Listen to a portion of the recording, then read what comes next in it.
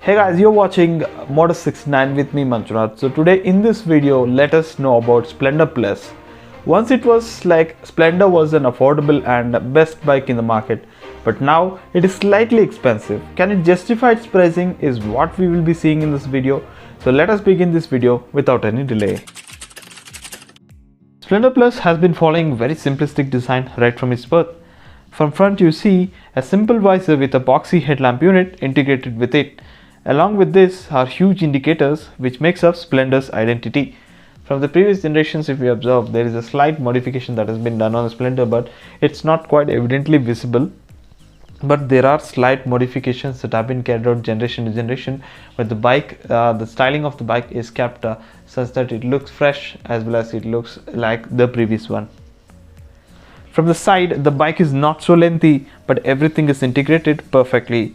Even stickering work is kept minimalistic, and the painting scheme and the stickering combination works out pretty well in terms of looks.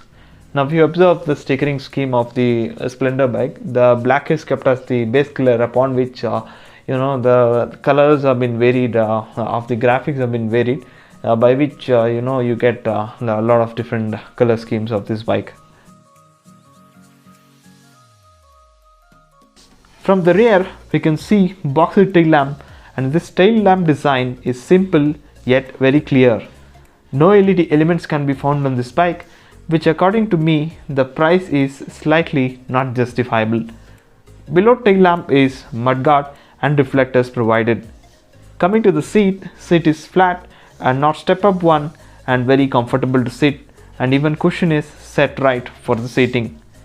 When we look at the grab rail, it is made of steel with a chromium finish and one of the practical grab handles in the segment.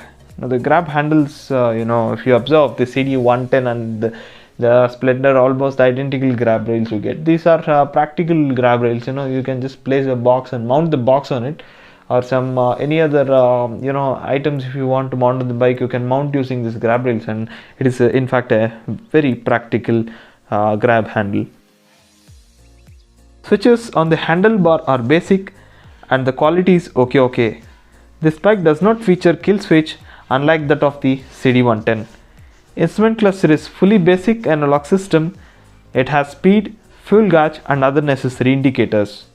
Now if you see the instrument cluster of all the utility bikes like Shine and even this bike or else any other bike, like CD110, they all have a common thing is the instrument is very basic. The idea of preparing this bike or manufacturing the bike is very simple, that it should be simple to use and for those users who doesn't mean features, but that doesn't change the fact that this instrument cluster is not good, because this instrument cluster is very good. Actually the illumination is also pretty well, and I prefer analog systems over digital systems, because in the night the illumination will be so good. Coming to the quick specs, this vehicle has a curb weight of 112 kg with a seat height of 785 mm and a ground clearance of 165 mm. With this, it has got a petrol tank of 9.8 liter capacity. It is slim and flat, and it doesn't offer the leg support, but it's still slim and flat, and it gets a capacity of 9.8 liters with a mileage of around 70 kilometers. You can easily get a range of 650 to 680 kilometers range full tank.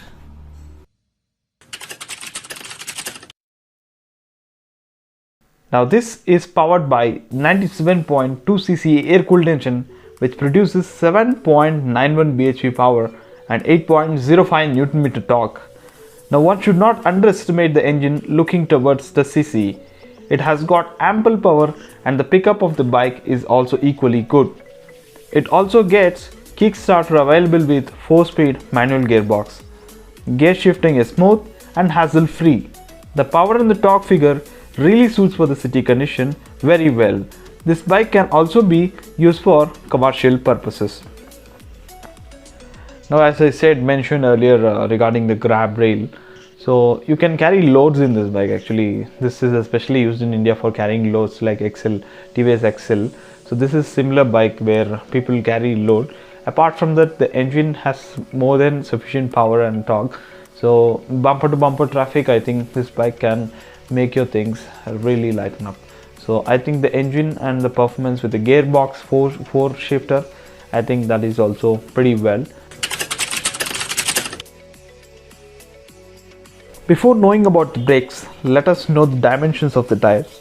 Both front and rear tires have same size, 80 x 100 18 inch. Now coming to this tire size, you get the same tire size in the SP125 Shine and other bikes actually. And these are mileage oriented bikes, so this tire is basically designed for 18 inches so that you extract more mileage from the bike rather than the performance. I think the tire may look slimmer in those bikes, but I think the tire in this bike, it really suits very well. All variants of the Splendor Plus comes with drum brakes only, with a size of 130 mm drum along with IBS technology. Yes, this gets IBS technology along with 2 drum setup. There is no disc options available, and the price goes till approximately it's 90, but still there is no drum offered here. I think that's a surprise, but still Splendor, I think drum setup is equally good actually, considering the power that it produces and the speed at which we ride it.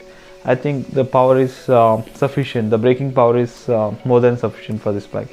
But always I say is if you have disc variant, you just go for it. But here there is no disc, so better be careful braking. You have IBS system, that's good, like both the brakes apply at the same time. But still, that's not an ABS unit, so like where you should not be going for a sudden braking. That's my advice. Coming to the suspension, you have got telescopic fork at the front and hydraulic spring suspension at the back. Rear suspension is slightly stiffer, but both suspensions offer better riding experience and can absorb the potholes in a better way.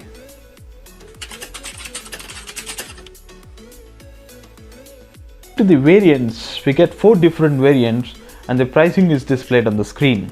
It starts with a range of 88,400 until 90,600 the price reaches. All the variants share alloy wheels with drum brakes in common. Moving on to the color options, it is available in 9 different color options and it is being displayed on the screen.